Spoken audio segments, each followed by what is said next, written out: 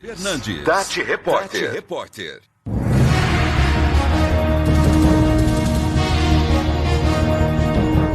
Ô Alba, né, quer ver como é que o dia começa diferente aqui, ó? Enquanto tá todo mundo fazendo o café 6h38 da manhã, olha o que os caras estão preparando 5 horas da manhã, ó. Mostra a imagem aí, Flavinha. Olha o costelão que já tá no fogo às 5 da manhã, cara. Enquanto a gente faz o café na cidade, olha o que os caras estão fazendo aqui, Alba, ó.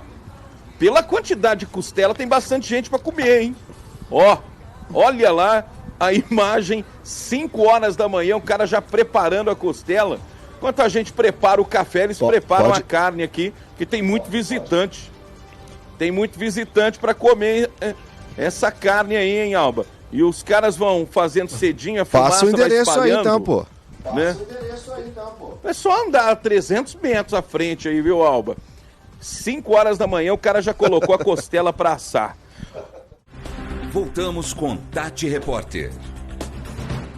Penúltimo dia, 4 de maio de 2023. Já estamos aqui, ó, respirando o ar do campo. Eu vim pro lado de fora, aqui dos modernos estúdios do Grupo Tati de Comunicação, para viver um pouco mais, sentir um pouco mais esse clima do campo. E entre as milhares de atrações aqui na AgriShow, nós temos berranteiros também, ó. O Deivinho Berranteiro. Mostra o berrante aí, Deivinho, ó. A ferramenta aí. E o Tião do Céu, já conhecidíssimo, nosso companheiro, que é produtor agrícola também, hein? Tá aqui, né, no quadro de programações do Sebrae, entre as atrações. Ô, Tião, bom dia, seja bem-vindo, tudo bem?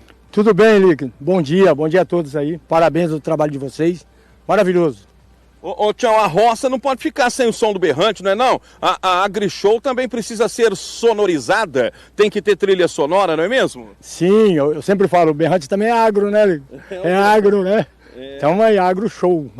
Ô, Tião, tem se apresentado muito aí na feira? Como é que foram os primeiros dias, hein? Rapaz, bem bom, viu, Lick? Tá lotado. Acho que nós descansou só um dia e a coisa tá bonita, tá bom. Como é que é? Descansou? Cansa tocar berrante também? Até que não, mas é as filas, é andar, né? Aqui é muito grande. Num dia. O problema não tá no pulmão, tá na perna, né? O pulmão tá bem preparado, graças a Deus, né? Quantas vezes por dia você assopra esse negócio aqui na AgriShow? Eu tava comentando com o Deide, teve uma cavalgada em Batatais que eu vou te falar pra você. Aquela vez o berrante vermelhou. E aqui essa semana tá vermelhando também. Pegou fogo o berrante? Tá saindo fumaça, tá? É mesmo? Tem, ô Deivinho, você toca berrante quanto tempo? Ixi, desde criancinha. Anos 2 antes de Cristo?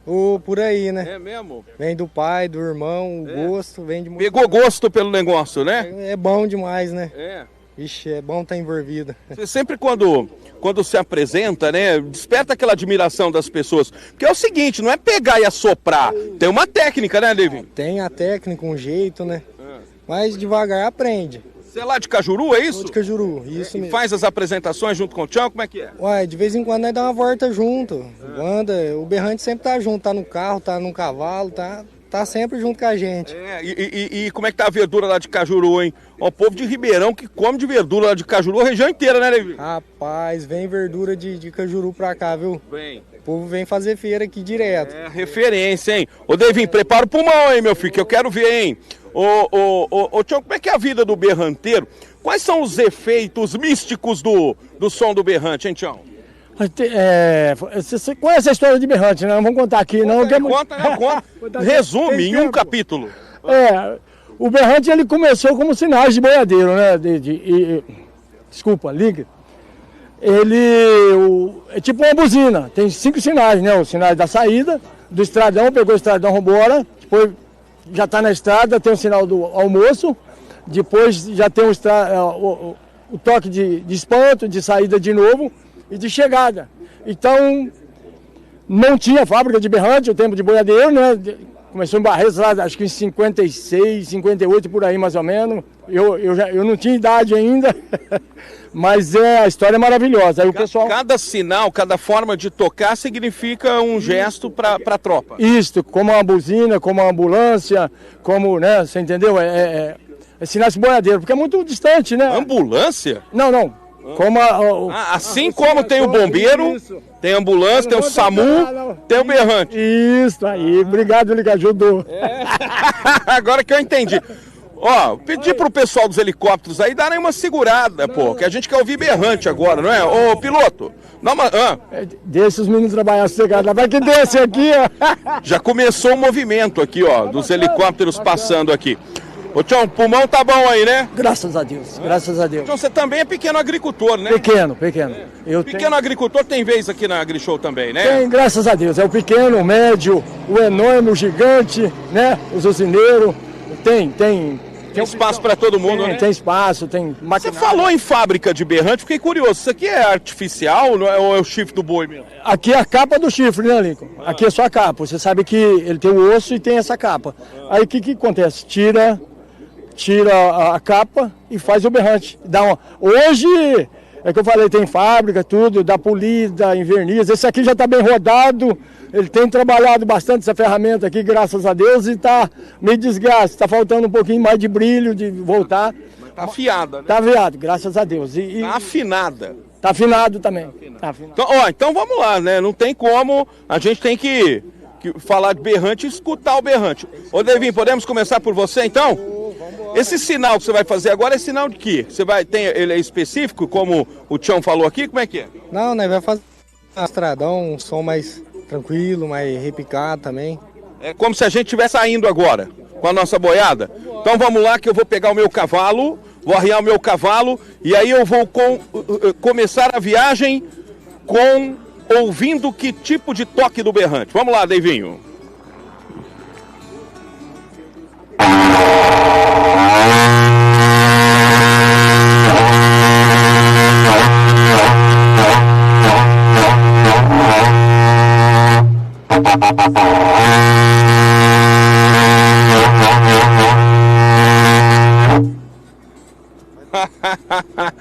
E é legal, né? Tem uma técnica, né, Neivinho? Tem uma técnica. É o jeito, né? O segredo tá aqui no bico ou tá aqui no pulmão? O segredo é pegar e treinar, né? Pegar e querer fazer. Senão não tem como. Não é simples, não. E a AgriShow é tão moderna que a gente ouve ao mesmo tempo som de berrante e de helicóptero, né? Tradição e tecnologia no ar ao mesmo tempo. Ô, Tião, agora é com você. Que sinal sonoro você vai proporcionar pra gente agora? Então, Lick, já que você arriou a tropa aí, tá saindo pra estradão, vamos começar no estradão e eu vou pôr, espantou a boiada, estourou, eu vou pôr os dois, o comecinho do estradão e o espanto da boiada, estourou. Agora é emoção, então. Agora já estourou, já saiu correndo. Não tem mais volta. Vamos juntar, vamos cantar. Então vamos lá, Tião do céu agora.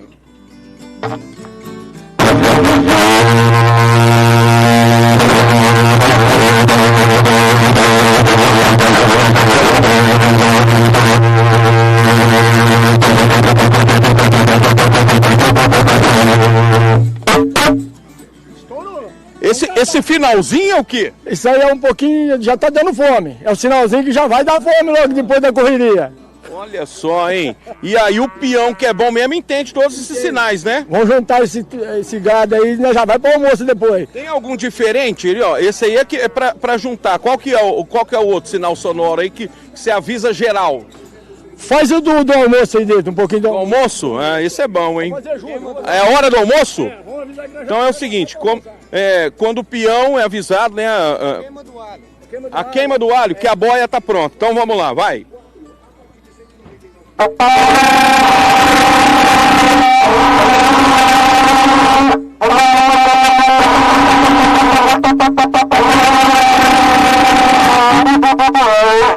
Esse é o som mais esperado, então, né? Hora do rango. Mas se você vê, é meio triste, tá com fome, né? Você vê também, a barriga tá roncando bonito, hein? Tião, obrigado, parabéns, viu, meu irmão? Que é isso, eu que agradeço vocês aí, a equipe, e show, AgriShow, né? Que você falou, a tecnologia, a modernidade, opção para grande e pequeno, para TV, e parabéns no seu trabalho. Obrigado, eu que agradeço de coração, é um prazer, meu. Obrigado. Ô, Devinho, ó, parabéns, meu irmão. Obrigado. Quero mandar um abraço lá pra minha comitiva, pra nossa comitiva lá de Cajuru. Como é que chama a comitiva? Como é que é? Rancho Zé Baguá. Rancho Zé Baguá. Isso, um abraço. Rancho Zé Baguá é o que há. Um abraço para vocês aí em Cajuru. Valeu, Deivinho. Obrigado, prazer, viu? Prazer Obrigado é nosso, pela viu? recepção aí. Obrigado. É isso aí, gente. É tecnologia, é helicóptero, é som de berrante, tá certo? É tudo registrado aqui pelo microfonão do Grupo Tati de Comunicação. Flavinha, nós vamos fazer o seguinte agora. Nós vamos fazer um intervalo rapidinho e eu vou voltar de dentro dos estúdios aqui do Grupo Tati. Aliás, Guto, antes de ir, ó, os helicópteros aqui, ó. O Alba já falou do Helicentro. Não para, gente.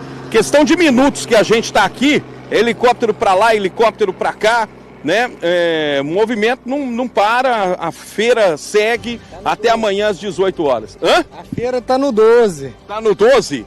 Não para. Não para, tá no 12 e não para. Aí, a gente vai aprendendo as gírias da roça também, né? Então, uai, senhor, nós vai no meio, né? Vai no meio. E o Grupo Tati tá no 12 lá em cima? Como é que é? No 12. O que significa isso aí? Hã? Não para. Tá estourado? Tá estourado. O Tati Repórter tá no 12, ao vivo da AgriShow, já eu volto.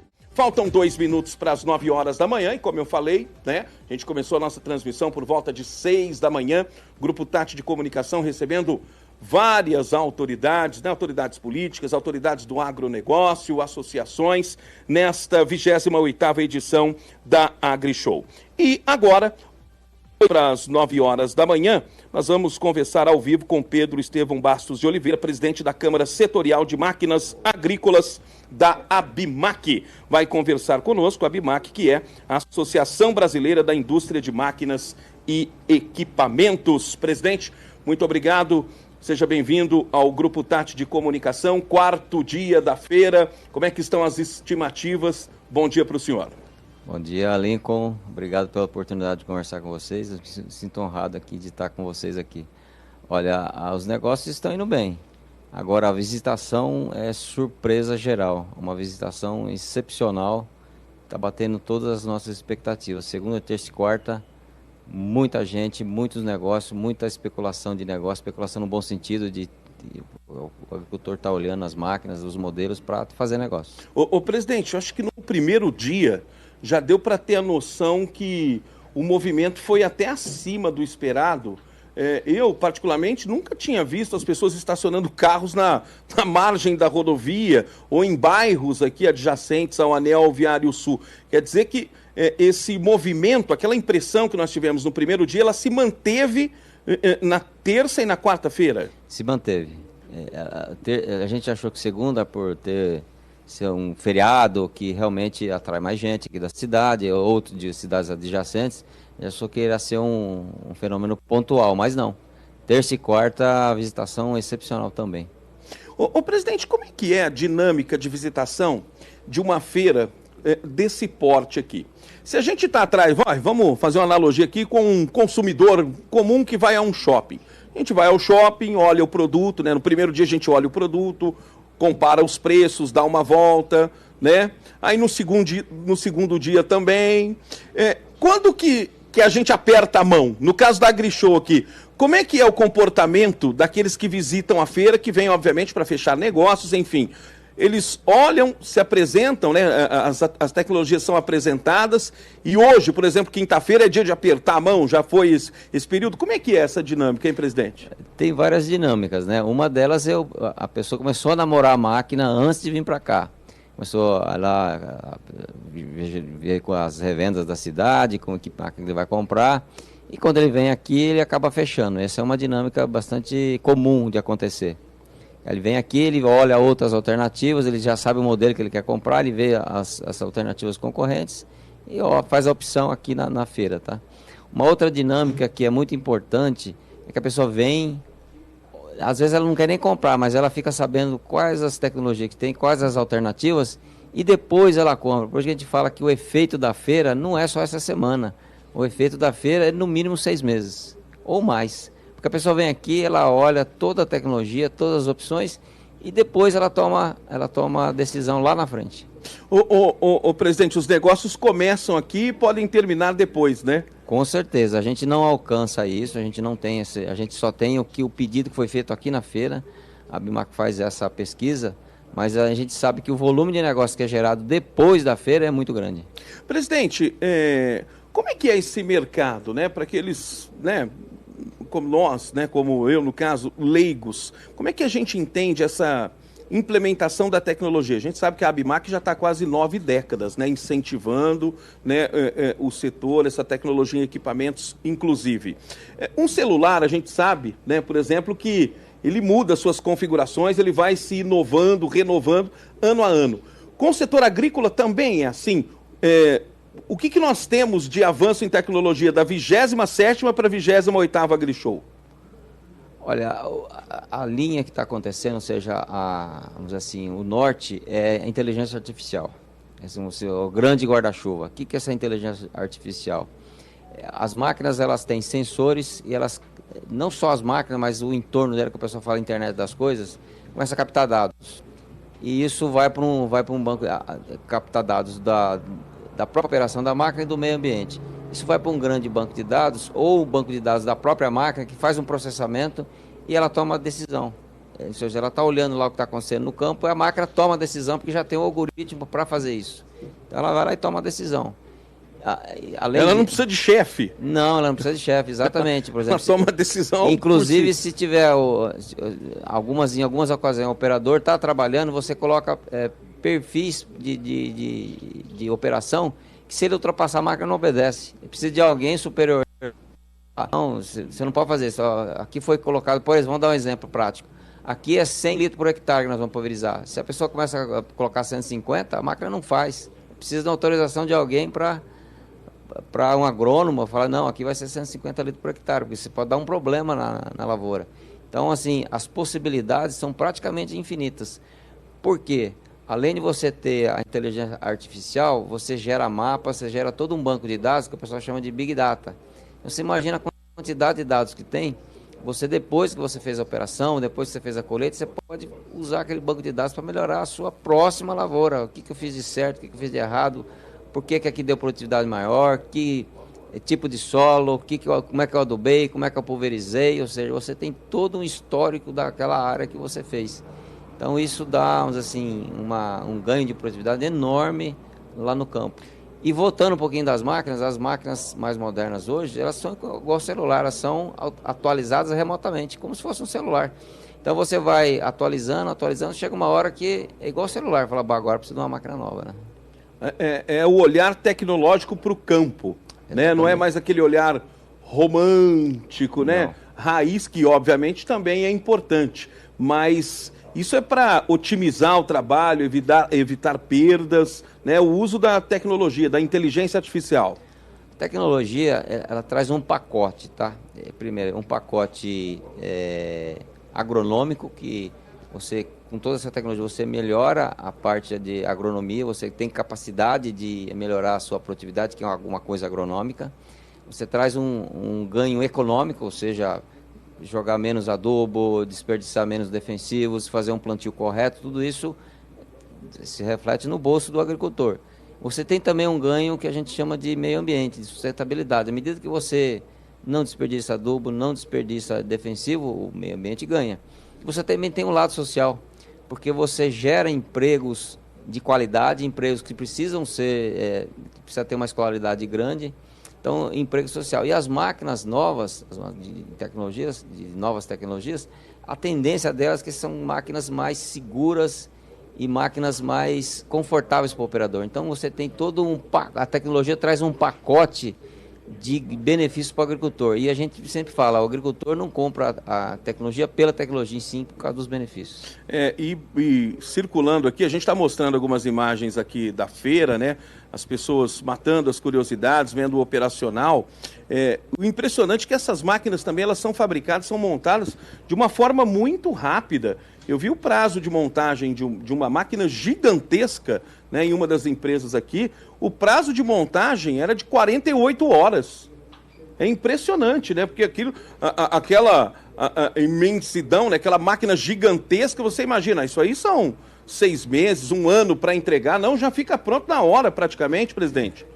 O que acontece é que o lead time é um pouco mais comprido, mas a montagem realmente é pequena, porque a gente faz submontagem, a gente monta o powertrain, monta, sei lá, uma parte mecânica, outra parte eletrônica, pronta. Aí quando chega para montar, você junta as submontagens e a máquina está pronta. O lead time completo varia muito. O que é o lead time? O tempo que demora entre você resolver fazer a máquina e a máquina sair pronta. Tem máquinas que demoram 120 dias, tem máquina que demora 90 dias, depende muito do que. Por exemplo, você vai encomendar lá um motor para o fabricante de motor. Vai demorar um tempo até ele fazer todo fazer toda a produção. Mas a montagem realmente é muito rápida, viu? Muito rápida. Ô, presidente, quando a gente fala em máquina, a gente já lembra de trator, né? Máquina no campo, a gente automaticamente, né, Borginho? Já lembra do trator, né? Mas hoje a gente está vendo muito uso de drones, né, no campo. Inclusive a gente fez uma matéria aqui com um drone que, né, parece que é capaz de carregar uma pessoa, se for o caso. E com essa inteligência artificial que o senhor citou, né, com capacidade de desvio, ele não desperdiça produto, ele só vai fazer a irrigação ali, despejar o produto onde necessariamente tem que ser despejado. Se não tiver, ele já identifica. Isso é uma realidade cada vez mais presente, o uso desses aparelhos no campo, presidente? Com certeza é. Eles usam, os drones usam toda a tecnologia que tem numa máquina terrestre, só que ele vai por cima. A diferença é que hoje eles não conseguem ter o volume porque você precisa de uma aeronave muito grande, mas a tecnologia está aí. É uma opção, é mais uma opção de defensivo, se aplicar o defensivo. E essa tecnologia, presidente, ela está ao alcance de todos, né? A gente já entrevistou, né, muitos pequenos agricultores também. A tecnologia no campo também está presente para o pequeno agricultor, né? Porque, claro, a AgriShow representa, né, toda essa estrutura colossal, essa grandiosidade, né, em tecnologia, enfim, um mundo, né, muito grande. Agora, para o pequeno agricultor, ele também consegue ter acesso a essas tecnologias, presidente? Veja, esse é um desafio grande para a indústria, que há vários anos a gente tem se debatido muito para trazer a tecnologia que está no grande e no pequeno, do grande e do médio para o pequeno também. Por que a indústria tem interesse enorme em cima disso? Primeiro é que você faz com que o agricultor pequeno tenha acesso a essas tecnologias. Segundo, que a gente começa a vender maior valor agregado. Então a indústria tem muito interesse. E sim, tem muita tecnologia para o médio e pequeno.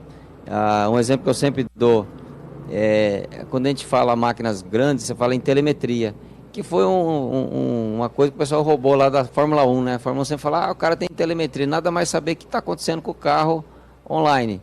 As máquinas grandes têm isso, ou seja, você sabe online o que está acontecendo na operação e na máquina. Só que hoje, por exemplo, a gente tem telemetria em máquina costal, que é uma máquina simples, né? Uma máquina de pulverizar costal, você fala uma coisa simples, já existe máquina com telemetria no costal, simplesmente ela tem lá um hard na máquina e você baixa um app que faz o trabalho de processamento. E ao fim do dia você sabe, mesmo uma operação simples, com a operação de costal, você sabe quanto que aplicou, onde que aplicou, como é que é o operador, é igualzinho às máquinas grandes, né? Então a gente tem muito interesse, o Ministério da Agricultura sempre nos cobra isso, fala, nós não podemos ter um fosso entre o grande e o pequeno. Então a gente tem feito muito esforço nesse sentido de a gente trazer tecnologia para o pequeno também. Ao alcance para o pequeno produtor. Presidente, falando da ABIMAQ em si, a gente sabe, né, que a ABIMAQ trabalha, são 85 anos já, 85 né? Anos, da ABIMAQ, incentivando o crescimento da indústria, né, a agropecuária, a inovação tecnológica e a geração de negócios. Nessas quase 9 décadas aí, mudou muito, presidente, né? A ABIMAQ atravessou gerações dentro do campo, né? O que a gente pode falar do agronegócio lá de trás com o agronegócio moderno? Olha, a transformação foi radical, né? Eu diria para você que houve várias transformações. Nós, até a década de 90, a gente era pequeno. A partir do fenômeno da China, que ela começou a ter renda, ele começou a importar muita soja. E aí o mercado aumentou muito e nós conseguimos, vamos dizer assim, o mercado foi crescendo muito e a gente conseguiu realmente dar um salto de volumes de vendas e um salto na tecnologia. E a gente trazer mais agora, recentemente, nós temos a chamada agricultura digital. O pessoal achava que era algo que ia demorar para chegar, mas hoje, basicamente, nas grandes fazendas, para você entrar lá, você tem que ter a tecnologia de agricultura digital, senão você não consegue entrar na fazenda. Então, ao longo desse tempo, a gente cresceu muito, virou gigante, tanto é que o setor, o ano passado, faturou 90 bilhões. Vamos assim, é um setor de porte, né? Você faturar 90 bilhões em máquinas, realmente é um volume considerável. A gente tem algumas telas, né, Valmir? Até para o presidente, aproveitar a presença do presidente, para que ele possa comentar sobre exatamente isso que a gente está falando, né, o presidente?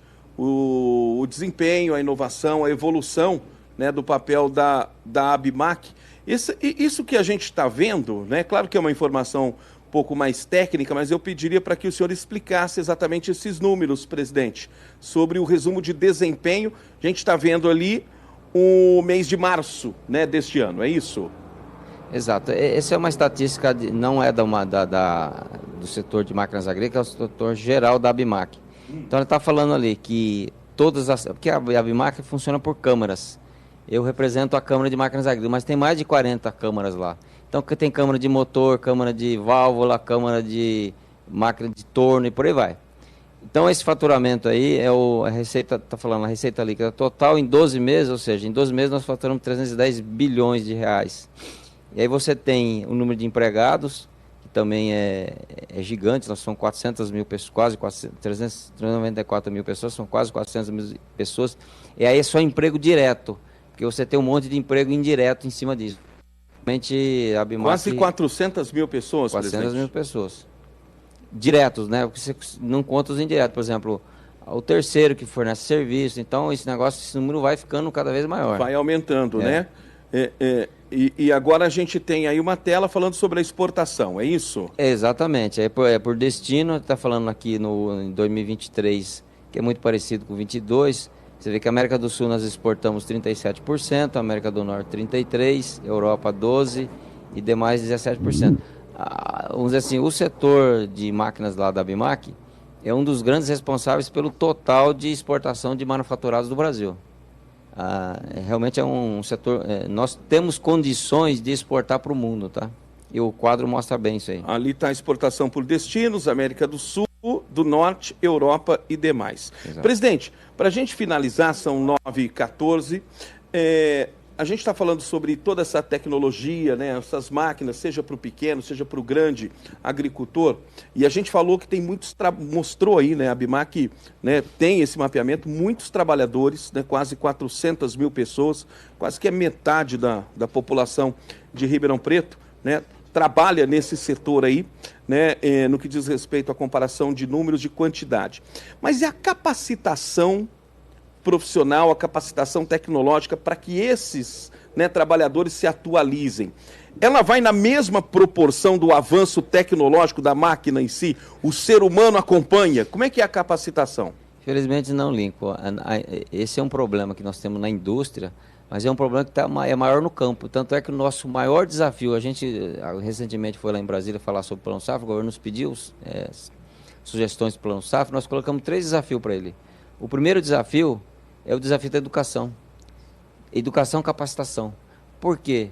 A gente fala que a tecnologia vai de Fórmula 1 e a educação, capacitação vai de um carro bem antigo, um carro lá da década de 70, muito devagar.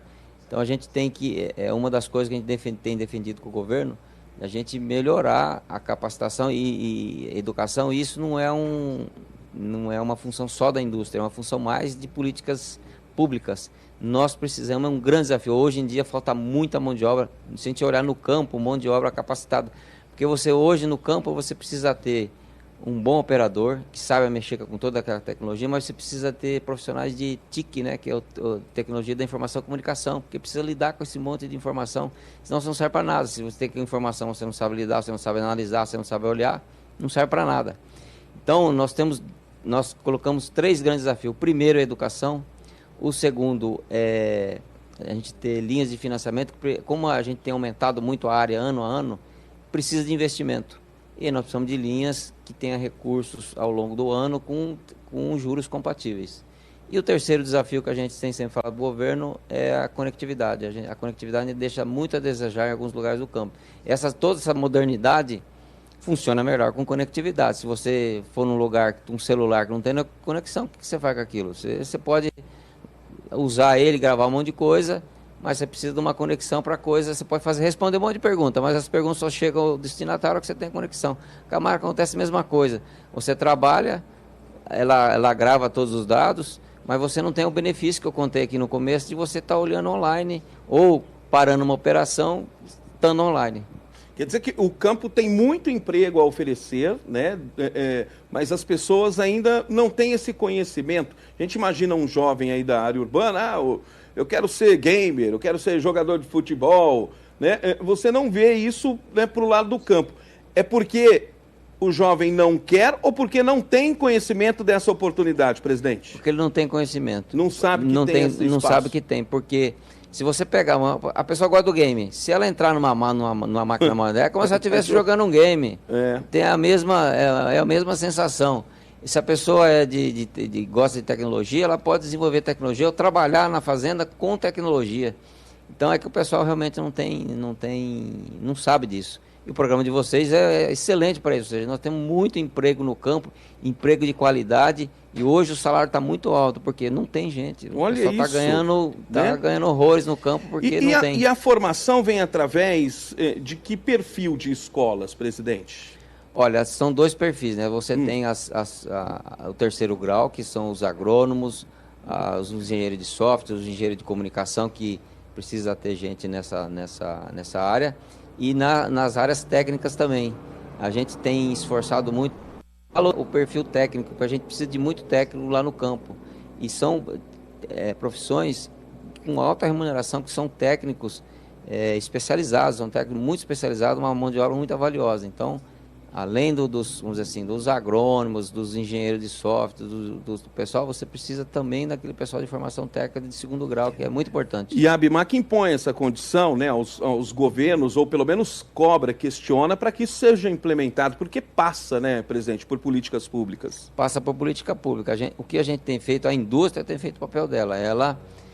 Ela treina o reprodutor, ou seja, desculpa, o reprodutor não é uma boa palavra. Você treina a pessoa o professor. Você treina o professor. A indústria, o que ela vende, hoje o mercado impõe que quando a indústria vende algo, ela tem que estar capacitada para treinar. Nem que for treinar o professor, os professores de faculdade, o professor de escola, o professor lá de segundo grau, o operador, o dono, a indústria treina. Só que não basta isso, nós precisamos de outras políticas, outras iniciativas, não só da pública, mas do privado também. Existe muita coisa privada treinando pessoas para essas profissões. Aí eu fico pensando aqui, né, presidente, aquela imagem de que trabalhar no campo é serviço pesado já foi então, né? Não existe toda essa tecnologia não existe mais. Antigamente o pessoal falava, se você não estudar, você vai para a roça. Hoje é o contrário, se você estudar, você vai para a roça. É bom negócio ir para a roça. Bom negócio. Presidente, muito obrigado, viu, por sua participação. O Grupo TAT está à disposição, estaremos aqui, estamos transmitindo desde o primeiro minuto de feira e estaremos ao vivo até o último minuto, amanhã às 18 horas, já com essas impressões, né, presidente? Essa boa perspectiva daquilo que está representando a feira, daquilo que se enxerga como movimento, né, como expectativa de negócios. Certamente amanhã isso será traduzido em números. Com certeza, amanhã nós teremos pela tarde a entrevista coletiva com os resultados da feira, né? Obrigado, presidente. Eu que agradeço a oportunidade. Bom dia para o senhor, muito obrigado.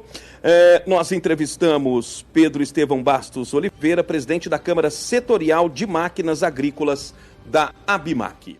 Estamos recebendo aqui, ó, tá lá, você que está vindo para a AgriShow, né, você que está na AgriShow, passe pela ONG Amor com Amor, aqui na Rua H, seja recebido pelo presidente, né, o Fernando Inácio, pelo Dr. Fred Bernardes, que é dermatologista.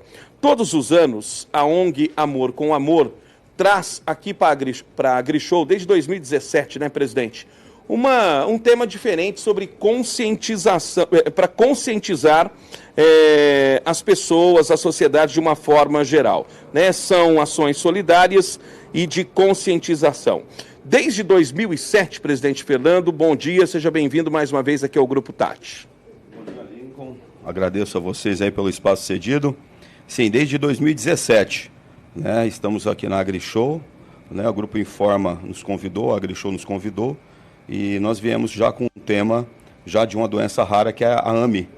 Né? Nosso primeiro evento aqui foi voltado à AME. O senhor lembra aí de cabeça quais foram os temas de 17 para cá, presidente? Sim, ó, o primeiro foi a AME, aí 2018 foi o retinoblastoma, né? Nós fizemos aí vários exames, montamos uma verdadeira clínica aqui dentro da AgriShow, com os profissionais do HC e da USP, a equipe do Dr. Rodrigo Jorge, doutora Letícia Pacola, né? São médicos renomadíssimos, não só no nosso município, mas a nível nacional, né? Onde a gente estava...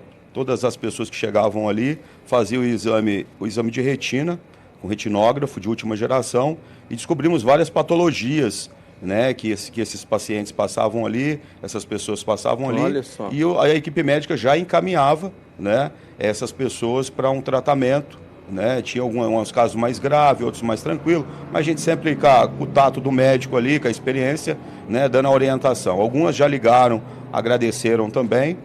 Depois nós viemos com o doutor Octávio, acidente vascular cerebral, e doutor César, né, que fizemos também, junto com o retinoblastoma também, que essa é a nossa especialidade hoje, a nível nacional. E o doutor Octávio veio falando sobre o acidente vascular cerebral, nas primeiras 4 horas, quando é diagnosticado, né, o acidente vascular cerebral, se entrar com o anticoagulante, né, as chances de recuperação se tornam muito maiores e de vida também do paciente, né? Depois tivemos aí um intervalo, né, por conta da pandemia. O ano passado nós viemos aqui com a cartilha dos 10 principais sintomas do câncer infantil, né? E esse ano nós estamos aqui com o Dr. Fred, um dos melhores especialistas na área de hanseníase do Brasil, né?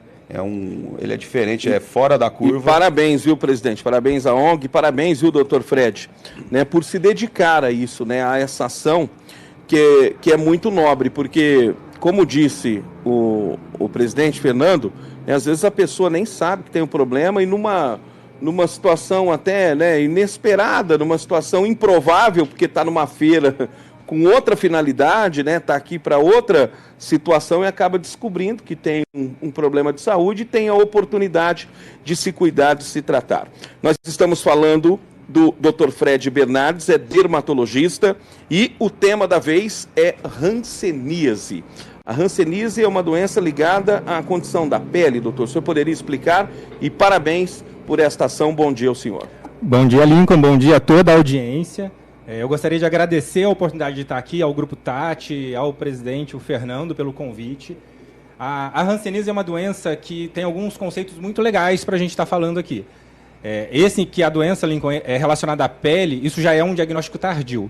A hanseníase é uma doença primariamente neurológica e secundariamente dermatológica. Os sintomas mais precoces da doença são sintomas de neuropatia periférica.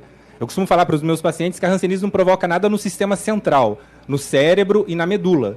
Mas em toda a malha de nervos fora da coluna, a bactéria da hanseníase pode provocar uma série de danos. Os sintomas mais iniciais da doença são formigamento, dormência, cãibras noturnas, sensação de agulhada, queimação na pele, dor nos nervos como um choque elétrico. A hanseníase é causada por uma bactéria de transmissão pela via aérea, pela respiração, da mesma forma que a gente pega gripe, covid, resfriado, com um diferencial que a bactéria da hanseníase tem um metabolismo muito lento, então o paciente ele precisa se expor por uma média de 3 a 5 anos a essa bactéria para ter chance de pegar a doença. Em alguns pontos dos nossos nervos, a bactéria causa alguns danos, que vai deixar como se fossem os fios desencadeados. Aí o paciente vai ter o escape de eletricidade, o escape do impulso elétrico, e vai ter esses sintomas que eu descrevi.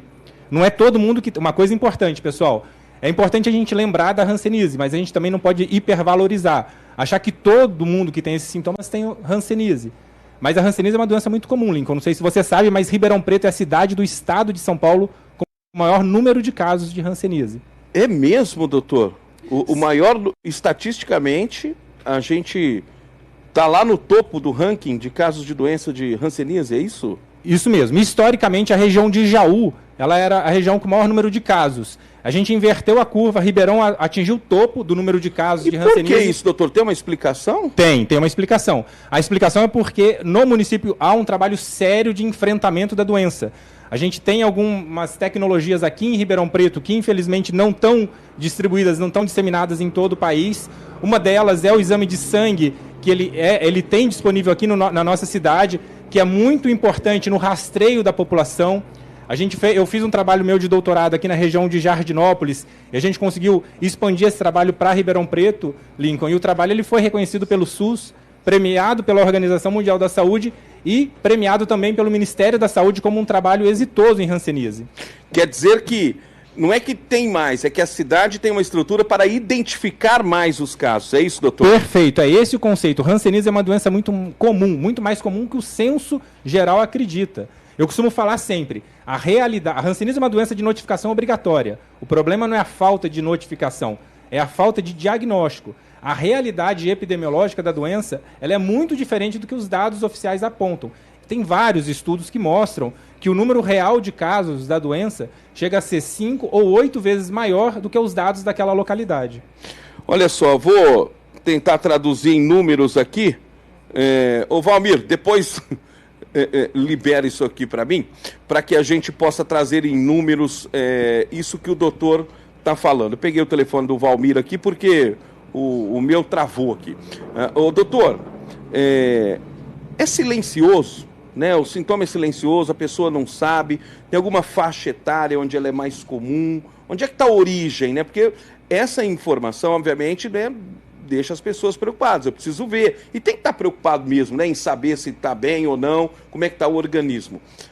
Como é que se explica a origem, doutor? A pessoa consegue identificar que está com a doença ou não? A hanseníase é uma doença causada por uma bactéria de transmissão pela via aérea. Não tem predileção por sexo, homem e mulher têm na mesma porcentagem, pode dar em qualquer idade. Como é uma doença crônica e lenta, dificilmente a gente vai ver hanseníase em menores de 5 anos. Mas criança a partir dos 5, 6 anos, eu tenho várias crianças que tratam comigo aqui em Ribeirão Preto, que eu diagnostiquei com hanseníase, pode dar em idoso, pode dar em qualquer faixa etária. Esses sintomas que eu descrevi, eles são lentos. Geralmente os pacientes eles têm uma exacerbação no período noturno, o paciente acorda durante a noite com uma sensação de agulhada, de fisgada num dedo. Isso vai se alongando durante meses e anos. Infelizmente, quando o paciente começa a procurar o profissional de saúde com esses sintomas, é muito comum o profissional não pensar na hanseníase. E aí vai dar o diagnóstico para o paciente, vai selar o paciente como um diagnóstico de fibromialgia, artrite, artrose, síndrome do túnel do carpo e várias outras doenças que existem. Tem critérios para serem diagnosticadas, mas os profissionais não colocam a hanseníase no rol de hipótese diagnóstica e perdem a oportunidade de diagnosticar precocemente. Hanseníase tem tratamento e tem cura, mas é fundamental o diagnóstico precoce. Você não diagnosticar precocemente, você vai condenar o paciente a risco de incapacidade, aumentar a chance que ele transmita a doença para muita gente durante muito tempo, e é o que a gente tem visto, infelizmente, na maioria das vezes. São pacientes que chegam para o diagnóstico com alguma sequela já instalada, que muitas das vezes vai ser irreversível. Traduzindo em números isso que o Dr. Fred está dizendo aqui. A taxa de detecção da hanseníase em Ribeirão chegou a 30 casos por 100 mil habitantes em 2021, uma condição considerada de endemicidade muito alta, conforme os critérios da Organização Mundial da Saúde. A classificação muito alta vai de 20 a 39 casos a cada 100 mil habitantes. Em 21, né, são os últimos dados disponíveis, foram confirmados mais de 200 casos novos, classificando a cidade como muito alta endemia, ou seja, aqui a hanseníase é um importante problema de saúde pública. Então as pessoas têm, não somente a sociedade, mas o poder público tem que tomar essa consciência, né, doutor? Isso é muito importante. A Secretaria Municipal de Saúde faz um trabalho bacana de conscientização e de treinamento dos profissionais.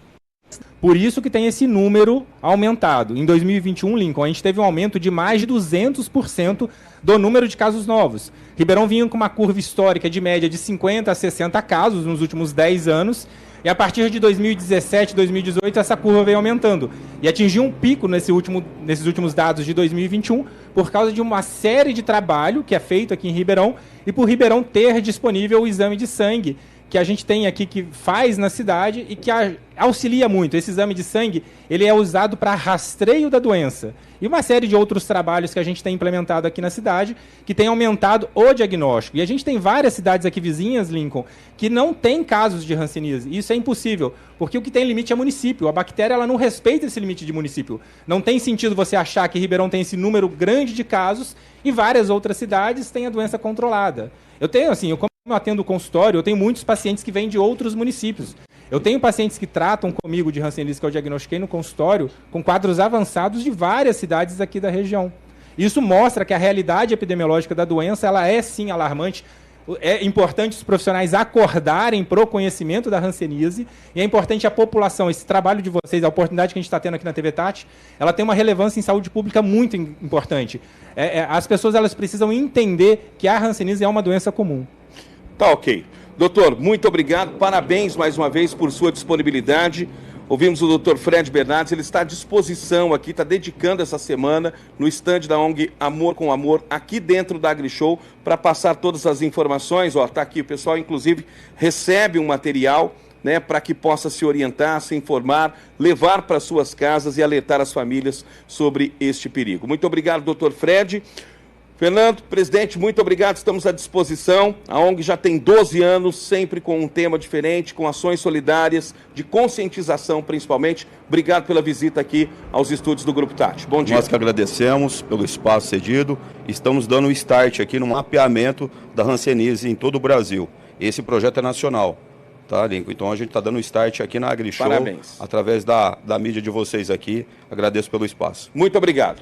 Obrigado, o presidente Fernando Inácio, doutor Fred, muito obrigado, bom dia, bom trabalho a vocês. Nós seguimos com a programação aqui diretamente dos estúdios do Grupo Tati. E agora nós recebemos o prefeito municipal, Antônio Duarte Nogueira. O prefeito está despachando aqui direto da AgriShow, trouxe o gabinete, secretários, toda a estrutura da prefeitura aqui para a AgriShow. Prefeito, bom dia, bem-vindo mais uma vez ao Grupo Tati, prefeito.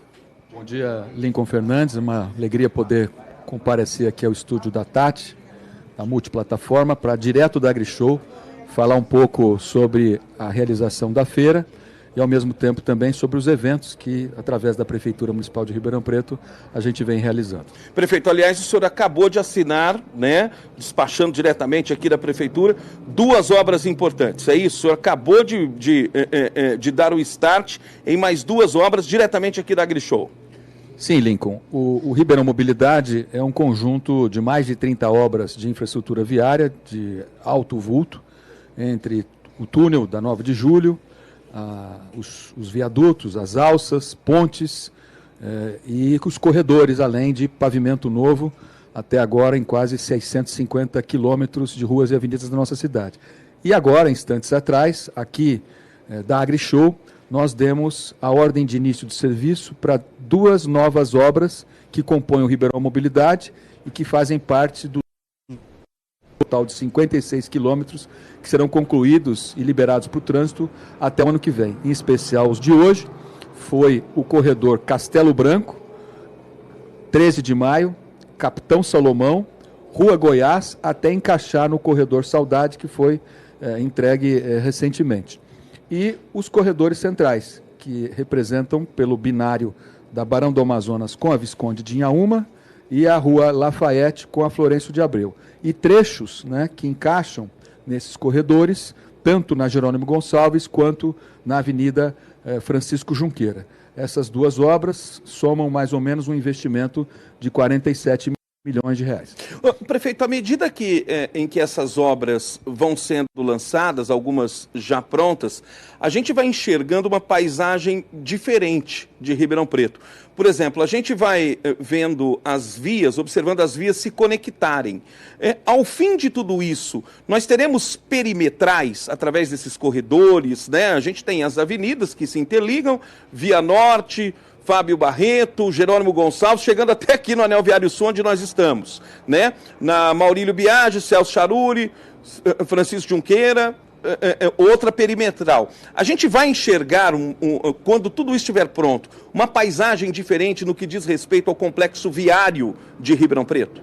Sim, os engenheiros da Transerp, engenheiros de tráfego, eles trabalharam de maneira calculada tanto o volume de tráfego como principalmente aonde são os eixos que transitam os ônibus. O primeiro corredor que a gente entregou para o trânsito foi o corredor da Avenida do Café. E esse já recebeu uma remodelação para melhorar a frequência das linhas de ônibus, principalmente no transbordo, quando o passageiro faz uma descida de um ônibus para pegar o outro para chegar no seu destino desejado. E esses 56 quilômetros, quando estiverem todos prontos, eles vão realizar uma melhora de frequência e aumento de velocidade médio dos nossos ônibus de mais ou menos 15 quilômetros por hora em média para 25, principalmente nos corredores. E com isso fazer chegar passageiros com conforto, segurança, num tempo menor de deslocamento, para as pessoas poderem ficar menos tempo no trânsito, menos tempo no ônibus, para poder ajudar enfim, utilizar o tempo dos seus dias de maneira adequada a bem entender. Otimizar o tempo, né? O objetivo também é agregado, é interligar o transporte, prefeito?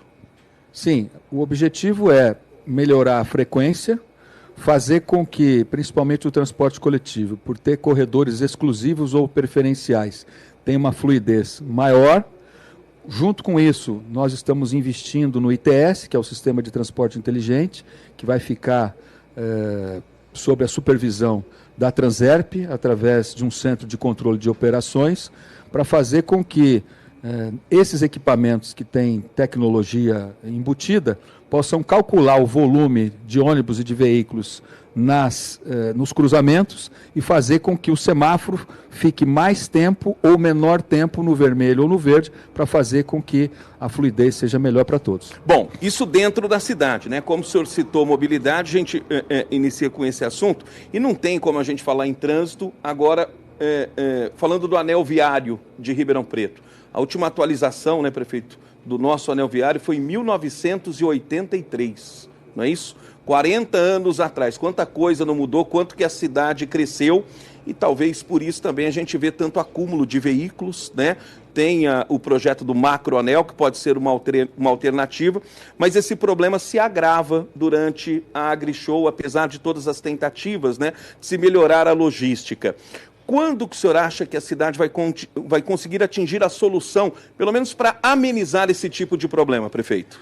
Bom, Lincoln, como você bem lembrou corretamente, o anel viário foi feito no início da década de 80 e o prefeito da época era o meu pai, né? Ele que o nome dele conseguiu tá aqui, implantar, né? o anel viário, e o corredor do anel viário sul leva o nome dele. O que nós precisamos fazer, né? Criar outras rotas alternativas para tirar a sobrecarga, principalmente do anel viário sul, que é o que liga a estrada de Ribeirão-Araraquara até a Atílio Balbo, estrada Ribeirão-Sertãozinho. De que maneira isso vai melhorar? Quando ficar pronto agora, em meados desse ano, o projeto executivo do macroanel, que vem sendo elaborado pelo governo do estado desde o ano passado, com uma sugestão que a gente encaminhou para o então governador João Dória, na sequência o Rodrigo Garcia deu, e o Tarcísio de Freitas agora se comprometeu a fazer. E vai fazer a ligação de que eixo? Do eixo da estrada José Fregonese, que liga Cravinhos a Antônio Machado Santana, dando sequência naquela estrada que está interrompida ali na Baixada de Santana em direção a Dumont, interligando com a Mário Donegá, esse P291, e depois ligando a Mário Donegá a Antônio Carlos Tonani, que liga Sertãozinho a Jaboticabal. Aí nós vamos tirar grande volume de tráfego de veículos e caminhões que entram por Cravinhos, passam pelo anel viário sul aqui da nossa cidade, pelo Trevão, ou vindo de Serrana, ou vindo de Franca, ou de outras regiões que entram pelo Trevão e entram aqui em direção a Sertãozinho, desafogando por uma outra alternativa. E solicitar também para o governo do estado, que detém a concessão desse eixo do anel viário sul, o alargamento das vias marginais e do acesso também da AgriShow, como forma também de minimizar esses impactos de veículos. A solução é mais ou menos espelhada no que aconteceu com a capital, né, através do Rodoanel, né, tirar os veículos aqui de Ribeirão Preto. Porque nesse período, prefeito, um levantamento que nós fizemos, de 83 para cá, né, quando nascia o anel viário, com o nome do ex-prefeito, seu pai, Antônio Duarte Nogueira, de lá para cá, mais de 40 bairros cresceram aqui para o lado sul. Quer dizer, esses veículos passam dentro da cidade de Ribeirão Preto, né? O anel viário vira praticamente uma avenida. Por isso que a gente tem que dar sequência nessas obras de infraestrutura e procurar melhorar o transporte coletivo. Porque a partir de uma melhora do transporte coletivo, você pode ter o interesse de quem se desloca com o veículo ou com a motocicleta, tendo certeza de que a frequência vai ser garantida, a pontualidade, ele pode deixar o veículo em casa, o veículo individual, e tirar o número, né, de automóveis e motocicletas da cidade. Você sabe que Ribeirão Preto tem mais de 550 mil veículos licenciados na nossa cidade. Então, 550 mil Quase veículos... um carro por habitante. Não, nós temos mais veículos licenciados em Ribeirão Preto do que CNH, né, do que motoristas. O que demonstra, enfim, uma enorme frota, né, que roda nas ruas da cidade e que, portanto, congestiona o nosso tráfego. Então, tem que investir, como estamos fazendo, de maneira bastante adequada no transporte coletivo e não só na infraestrutura.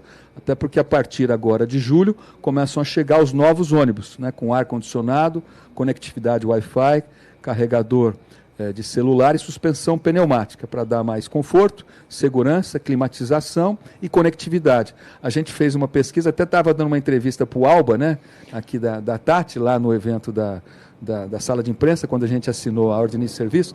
Nós fizemos uma pesquisa de opinião pública até para poder medir a preferência dos usuários do transporte coletivo da cidade. A moçada dos 16 aos 25 anos de idade colocaram como primeiro item de preferência a conectividade. A turma do qual nós estamos incluídos, com os 25 para cima, optaram pelo ar-condicionado. Então você vê que Conforto, tem né? uma faixa etária que tem preferências diferentes em termos de prioridades para o transporte. E os ônibus terão os dois? Terão os dois, além E a da estrutura? conectividade Wi-Fi em 100% da frota, mais de 300 ônibus, ar-condicionado em todos eles, incluindo os mid-ônibus que vão fazer os troncos alimentadores, os convencionais e os 54 ônibus novos padrão, que são ônibus com 80 passageiros, né, para poder rodar nos corredores. Ô prefeito, e esses ônibus chegam mesmo em julho? Né? Eu não sei se é uma questão de honra para o senhor prefeito de Ribeirão Preto resolver essa questão. Porque o transporte público em Ribeirão Preto tem uma imagem muito desgastada até pelo tempo em que as empresas estão aí. O senhor, quando deixar o seu mandato, o senhor quer deixar com o problema resolvido? E a solução é trocar a frota? Sim, Lincoln. Não só trocar a frota, mas remodelar toda a infraestrutura viária através dos 11 corredores, 56 quilômetros, melhorar o pavimento, sinalização inteligente, eletrônica, com investimento em temporizadores que façam com que o trânsito flua melhor e, além disso, uma frota nova. A nossa frota ela é de um contrato de concessão de 2012 para vigorar por 20 anos. Agora, no ano passado, quando completou 10 anos, nós temos ônibus de 2012 e 112 ônibus que chegaram em 2018. A média da idade da frota é ruim e a nossa frota é muito ruim. Então, ela precisa ser substituída na integralidade. Então, nós fizemos uma revisão do contrato de concessão, tivemos a aprovação por parte do Poder Legislativo para fazer esses investimentos, mantivemos o valor da tarifa desde janeiro do ano passado. Nós vamos ter a tarifa aí por 2 anos sem mexer nos R$5, a tarifa de para-brisa, e vamos fazer investimento na frota e subsidiar o transporte coletivo para garantir a modicidade de preço e a melhoria do conforto e a qualidade do serviço. Prefeito, só para fechar essa questão mobilidade, numa mesma entrevista para o Alba, o senhor demonstrou uma preocupação exatamente no trânsito aqui no entorno da AgriShow, né, especificamente. O senhor mesmo acho que sofreu para chegar aqui no primeiro dia, na segunda-feira, e foi até sinalizada uma possibilidade de se aumentar, né, flexibilizar o horário, antecipando 1 hora a abertura, né, e depois estendendo mais 1 hora no fechamento. Deve ser assim para a próxima edição? É uma das alternativas para amenizar esse problema? Bom, primeiro, segunda-feira eu demorei 2 horas e 40 para sair do cruzamento ali do Ribeirão Shopping até para entrar aqui dentro da AgriShow. 2 horas e 40. Numa condição normal, uma viagem daqui a São Paulo, mal comparando, praticamente né? Quase 3 horas. Daria 3 horas para chegar em São Paulo. Então, o que precisa ser feito é continuar o trabalho que veio sendo feito desde a AgriShow do ano passado. Aumentaram-se o número de estacionamentos, os bolsões de estacionamento foram ampliados, o operador do estacionamento disparou um aplicativo para antecipar o pagamento dos visitantes da AgriShow em períodos anteriores aos próprios dias de realização da feira. o controle muito bem feito, né, muito bem realizado pela Polícia Militar Rodoviária, controlando o trânsito e identificando gargalos e contendo irregularidades. Foi feito para esse ano 3 bolsões de transporte de visitantes da AgriShow, partindo de 2 hotéis e do Botafogo, 3 lugares. E o que a gente sugere para o ano que vem, já conversando com os organizadores? Antecipar a abertura dos portões, né, de 9 para 8 ou até 7h30, para as pessoas poderem chegar antes e tirar a sobrecarga do período das 9 horas, que é onde você tem a maior intensidade. Fazer com que os próprios expositores encaminhem antecipadamente aos seus visitantes equipamentos de tag para colocar no para-brisa do seu veículo nos meses que antecede a AgriShow. Para a hora que ele chegar, esse veículo já passa no sistema do pórtico do estacionamento. E também esticar o fechamento da feira. A feira termina às 18 horas, desde a sua primeira edição, e ela, portanto, passaria a ser encerrada ou às 19 ou às 20 horas. Com isso, você tira também a sobrecarga na hora da saída. Então, todas as sugestões que estão sendo colocadas, os organizadores estão levando em consideração. Para amanhã, depois do encerramento e apresentação dos números da AgriShow, que certamente serão os maiores de todas as edições anteriores, a gente já começa a pensar na AgriShow 2024, na 29ª edição. Prefeito Antônio Duarte Nogueira está nos estúdios do Grupo Tati, aqui na AgriShow, despachando, né, com toda a estrutura da Prefeitura Municipal, despachando diretamente aqui da AgriShow e concedendo essa entrevista ao vivo para a gente. Ô prefeito, para quem não é do ramo do agronegócio, a gente, né, o pessoal que está trabalhando, está acompanhando a AgriShow um pouco à distância, ouve, né, vê toda essa estrutura colossal, né, uma coisa grandiosa, máquinas, investimentos altíssimos. A expectativa amanhã é para o fechamento de negócios superar aquilo que foi no ano passado, 11 bilhões de reais. Na hora que o cara fecha um negócio aqui na AgriShow, fica recurso para Ribeirão Preto? O cara que está lá na Vila Virgínia, no Quintino, e fala assim, nossa, mas venderam um trator de 5 milhões. Será que entra algum recurso, sobra um pouco aqui para Ribeirão, para ser investido aqui, né, no meu bairro, ou na educação, ou na saúde? Como é que é isso, prefeito? Qual que é a importância disso para a cidade, para o cidadão que não vive da AgriShow? Com certeza, a cidade passa a desfrutar de várias fontes de investimentos e de benefícios diretos e indiretos da realização da feira. O ano passado, houve um faturamento anunciado pelos organizadores de 11 bilhões 243 milhões de reais. Então, isso vai gerar tributos de imposto de circulação de mercadorias, impostos de produtos industrializados. A AgriShow recolhe ISS diretamente para a Prefeitura de Ribeirão Preto, através dos seus organizadores também, para a Secretaria da Fazenda.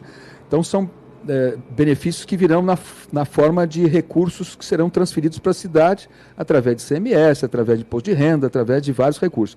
E o investimento direto, né, que é a lotação total dos nossos hotéis, dos nossos motéis, Airbnb, chácaras que estão todas alugadas para poder receber os colaboradores das próprias entidades expositoras, veículos como táxi, transporte de aplicativo, lojas, shopping centers, bares, restaurantes, tudo lotado. E não é só agora na AgriShow, não. Isso já vem há algumas semanas, desde a realização do Campeonato Mundial de Beach Tennis, depois os 4 dias do Ribeirão Rodeio Music por 2 semanas consecutivas, agora a AgriShow, semana que vem o Congresso Estadual de Municípios. Então a cidade tem, através desse público que vem para cá, principalmente através do turismo de eventos, como a AgriShow é um deles, e de negócios, que a AgriShow também se soma como turismo de evento, e de negócio, uma atividade econômica muito forte, que traz dinheiro para Ribeirão Preto, gera emprego e gera renda para a cidade. Prefeito, uma última questão, se o senhor me permite. Muitas pessoas, né, aqui no recinto, né, a gente que está aqui transmitindo diretamente da AgriShow desde o primeiro dia, se mostraram preocupadas sobre o futuro da AgriShow, não naquilo que diz respeito a que não teremos mais a feira, mas naquilo que aconteceu, né, e o senhor conhece bem, é um político experiente. A AgriShow, ela tem, né, o seu lado político, autoridades importantíssimas, né? Isso é uma tradição da AgriShow, sempre recebe autoridades em todos os níveis, né? Municipais, estaduais e federal também. E esse ano a AgriShow se viu envolvida numa polêmica com o governo federal, o convite ao ministro, o desconvite, né? O ministro não veio. Como é que fica essa relação? O pós, né? A pós-relação da feira da AgriShow com o governo federal. O senhor acha que é uma coisa momentânea, isso passa? Há algum risco de perder investimento? Qual foi a sua análise em cima disso tudo que aconteceu? E foi a primeira vez que aconteceu, né, prefeito? Foi a primeira vez. Você veja que a AgriShow ela é realizada desde 1994. A partir de 1995, ela começou a receber os presidentes da República. Aqui estiveram o Fernando Henrique Cardoso, depois do período do Fernando Henrique, o Lula. Depois do Lula, nós tivemos a presidente Dilma, o presidente Temer, que inclusive deve visitar hoje o ex-presidente à feira nesta quinta-feira, o presidente Bolsonaro e começamos um novo período do presidente Lula. Mas num momento onde o encerramento do processo eleitoral no ano passado foi extremamente polarizado, né, e de uma maneira muito acentuada. E que ainda, infelizmente, não acabou. Eu acho que a democracia pressupõe o seguinte princípio que tem que ser respeitado. Quem ganha governa, quem perde fiscaliza. A gente tem que aceitar o resultado das urnas, mesmo que não tenha sido o meu escolhido, como vontade da maioria da população. E isso precisa acontecer. Nós precisamos distensionar o país para não atrapalhar o povo brasileiro, a população do país. E de trás para frente, amanhã termina a AgriShow. Os números que serão apresentados pelos organizadores serão muito maiores do que os números realizados no ano passado, o que vai demonstrar que essa briga política e esse climão que aconteceu aí não atrapalhou o bom desempenho da agricultura, que está acima dessas questões políticas e ideológicas. Agora, se o setor dos nossos representantes, com mandato ou sem mandato, ajudarem mais nas coisas que são importantes para o país, nós vamos caminhar ainda mais célere e mais bem desenvolvido. Então, não atrapalhou em nada, é ruim para a imagem da feira. Eu acho que o ministro, se eu fosse o ministro, eu teria vindo. Por que ele não veio? Porque a organização da feira fez uma orientação para ele o seguinte: olha, tudo leva a crer, por convite do Sindicato Rural de Ribeirão Preto, haverá a presença do ex-presidente Bolsonaro. Com o ex-presidente Bolsonaro vem toda uma claque, que são os seus apoiadores, os seus militantes, etc. Eles são sempre muito barulhentos, assim como os militantes do outro lado também são barulhentos, né? E isso poderia trazer algum constrangimento para o ministro. Foi essa a orientação e a informação correta, né, que a organização da feira fez.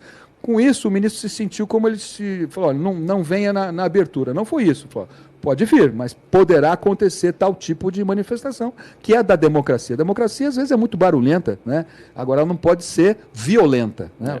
A democracia pode ser barulhenta, mas não deve ser violenta, e eu acho que foi por essa razão que o ministro não veio, mas não creio em nenhum tipo de retaliação. Tanto o ex-presidente Bolsonaro e o atual presidente Lula sabem da importância que o agronegócio tem para o país, para a geração de emprego e de renda. É um segmento que gera 1/3, né, de toda o PIB, de toda a riqueza gerada pelo país. Só no saldo comercial de exportações do agronegócio, nós, em pouco mais de 20 anos, saltamos de 20 bilhões de dólares para 160 bilhões de dólares, o que traz divisas para o país. Então, nós não podemos querer esganar uma das principais galinhas dos ovos de ouro do nosso país, que é o nosso agronegócio. Então, as nossas autoridades, com mandato ou sem mandato, derrotadas ou vencedoras, precisam ter bastante responsabilidade. O senhor vai atuar como um bombeiro nessa situação, sim, claro, assim como outras autoridades que passaram por aqui? Já estou atuando. Eu já mandei uma mensagem para o ministro Carlos Fávaro. Sei que já aconteceram reuniões com alguns empresários do setor que têm relacionamento com os dois lados.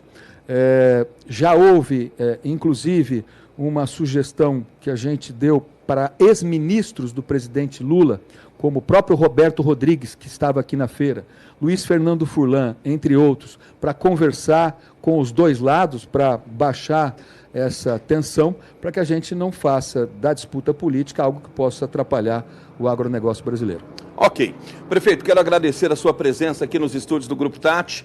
Amanhã, certamente, né, nós nos falaremos novamente, porque amanhã é hora de fazer as contas aqui na feira, né? É tradicional a coletiva da tarde, né, prefeito? Com os números da AgriShow e uma mensagem até que a gente aprendeu muito aqui, né, convivendo, né, com as pessoas que fazem a AgriShow. Há pouco nós recebemos o presidente da ABIMAC e aquela história de que, olha, se você não estudar, você vai trabalhar na roça, mudou.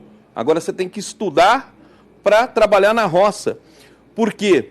Porque hoje a tecnologia ela é muito grande, né? A tecnologia ela é muito avançada e falta mão de obra capacitada para o setor. Há muitos empregos no campo disponíveis, mas falta mão de obra capacitada. E é uma forma também de se oferecer, através do poder público, escola, né? Oportunidade. O senhor, como engenheiro agrônomo, né? Tem toda, né, a capacidade de falar sobre isso. Mas é uma mensagem que se passa para os jovens aqui da nossa região, né? Aquela história, olha, eu quero ser gamer, jogador de futebol, eu quero ser isso. Por que não trabalhar no campo também? Porque hoje, você pilotar um trator desse, parece que você está jogando videogame, né, prefeito? Sem dúvida. E essa imagem errada do passado, que a agricultura era algo ruim, ou deletério, ou de menor importância, agora mudou, né? Até nas músicas sertanejas, você tem lá os meninos da pecuária, o troca Hilux e tal, que é gente que trabalha, que produz e que tem renda. Então, até para ir ao encontro dessa questão educacional, a prefeitura, junto com entidades ligadas aqui à AgriShow, está fazendo visitas monitoradas com estudantes da nossa rede municipal. Mostramos aqui 3 mil, né? E 3 mil alunos, para poder mostrar para essa meninada e, quem sabe, despertar neles o interesse pela agricultura, para lá na frente eles podem vir trabalhar nesse segmento. E ontem mesmo, eu falei numa das nossas entrevistas que a AgriShow tem esse lado humano muito bacana, principalmente para mim. Primeiro, poder ver a meninada, os estudantes, frequentar a nossa AgriShow e conhecer a realidade na prática, presencialmente, como é que as coisas funcionam. E a outra, ter reencontrado colegas de faculdade, de 30 anos de convivência lá atrás, quando estudante, ou tocando empresas do agronegócio, ou sendo representantes executivos dessas áreas, ou produtores, ou trabalhando em empresas da produção agrícola, tudo cruzando aqui na AgriShow, meus contemporâneos, alguns que foram veteranos aí de escola. Então você vê que essas pessoas foram formadas e estão tendo essa oportunidade de acompanhar esse fortalecimento fantástico do agronegócio brasileiro e o uso acelerado da tecnologia. Hoje, por isso que é importante a conectividade nas áreas de produção, porque as máquinas são ligadas umas com as outras, a adubadora com a colheitadeira, o gestor da produção, ele pode acompanhar em tempo real, de maneira remota, lá na sala de controle da sua unidade de produção, quanto que ele está colhendo, qual que é a necessidade de adubo, se precisa fazer alguma aplicação de defensivo. Em vez de ele aplicar o defensivo lá em 50 hectares, hoje com um drone, ele coloca o defensivo só onde está a praga, em 1 ou 2 hectares. Então o nível de sofisticação é muito alto. Então você precisa ter uma mão de obra qualificada para poder ter os empregos preenchidos. Senão, esses empregos vão surgir e nós vamos ter um exército de inempregáveis, pessoas que não têm condições de qualificação para ocupar postos de trabalho e vão perder oportunidades importantíssimas no nosso país. Então, formação de mão de obra é algo muito importante também. Ok, prefeito, muito obrigado, viu, por sua visita. O microfone do Grupo Tati está à disposição aqui na AgriShow e amanhã a gente atualiza, né, todo o resultado, toda essa movimentação é que a gente vai traduzir em números amanhã. Obrigado. Assim como aconteceu no ano passado, a gente fica sempre com um friozinho na barriga. O ano passado, mais ainda, porque nós tivemos a AgriShow 2019 e depois tivemos 2 anos de interrupção e chegamos na 22. Saímos de 2,4 bilhões em 19 para 11 bilhões 243 milhões e além do aumento do público de 150 para 193 mil. Amanhã, a partir das 4 horas, na coletiva de imprensa dos organizadores, a gente vai saber quanto que foi esse crescimento, tanto de público quanto de faturamento para a edição de 2023. Obrigado a você, Lincoln. Prefeito. Sucesso aí na cobertura, Tati. Muito obrigado. Obrigado ao prefeito municipal nessa entrevista ao vivo aqui ao Grupo Tati, Repito, a prefeitura, né, está com toda a sua estrutura montada aqui na AgriShow, o prefeito despachando diretamente aqui do recinto da AgriShow. E amanhã às 6 nós voltamos com mais informações. É comigo Ribeirão, é comigo região, o Agro é Tati e Tati presente na AgriShow todos os dias. Fiquem todos com Deus. Tchau, gente!